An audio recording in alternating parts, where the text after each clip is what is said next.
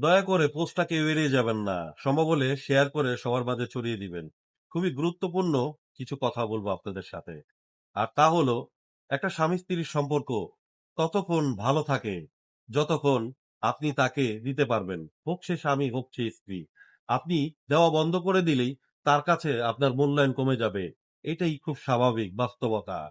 তবে একটা জিনিস মাথায় রাখবেন, আপনি আপনার বউকে বা আপনার স্বামীকে ভালোবাসতে গিয়ে আপনি আপনার ভাই-বোনকে ছেড়ে দিবেন, আপনি মাথায় রেখে নেন। আপনি যদি কখনো ভাই-বোনকে ছেড়ে দেন, আর আপনার স্ত্রী যদি বুঝতে পারে কিংবা আপনার স্বামী যদি বুঝতে পারে আপনি আপনার ভাই-বোনকে ছেড়ে দিয়েছেন, তাহলে দেখবেন ওই স্বামী ওই স্ত্রীর মাথায় কাঁঠাল ভেঙে খাবে, আর তা না হলে ওই স্ত্রী ওই স্বামীর মাথায় কাঁঠাল ভেঙে খাবে। কারণ তখন সে বুঝতে পারে যে তার ভাই-বোনের সাথে তার সম্পর্কটা সুন্দর নেই। আর এই সুযোগে সে অনেক সদ্ব্যবহার করার সুযোগ খুঁজবে। কারণ আমরা সুযোগে সদ্ব্যবহার করি, এটাই আমরা মানুষ। আর এই ধরনের কাজ থেকে নিজেকে সাবধান রাখুন।